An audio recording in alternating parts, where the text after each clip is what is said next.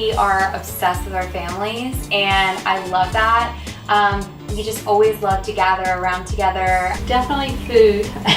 It's a connector, really. Food in our culture connects family and friends. Paella, which is a classic Spanish dish, is one that my mom actually made as a in-home caterer. Kind of amazing that I still like it, but I love paella.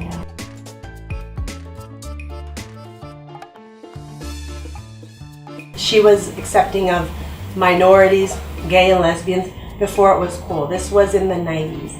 It was still a pretty shocking thing. It was shocking just to have a female governor.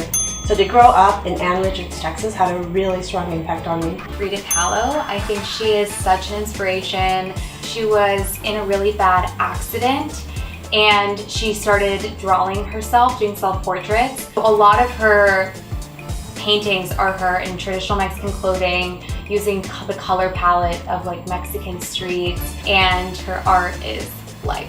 Jaime Escalante, who was a teacher in a public high school in Los Angeles, who started to teach calculus in a place where people thought that those students, particularly Hispanic students, couldn't do calculus. His work there really kind of changed public education in Los Angeles that made it much more inclusive for Hispanic students. They actually made a movie about his work and his life called Stand and Deliver. You not seen Stand and Deliver?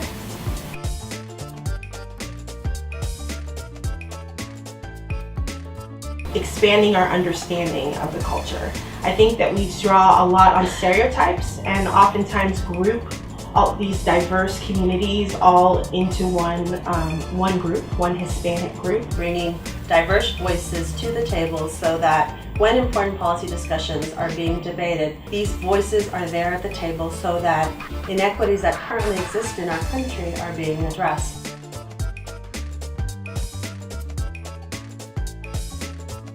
I think we will have a Latino president.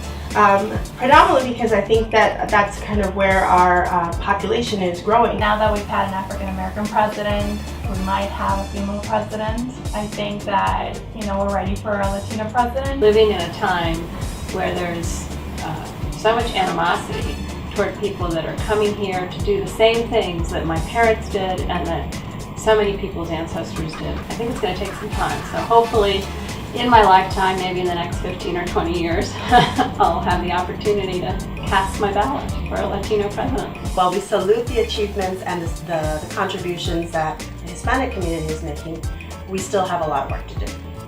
Noralisa Leon, I'm the VP of Diversity and Inclusion at Vanguard Communications. Alexandra Valina, and I'm a Senior Account Executive here at Vanguard. Crystal Borde, and I'm an Associate Director at Vanguard. Elizabeth Diaz-Escobar, and I'm a Communications Associate.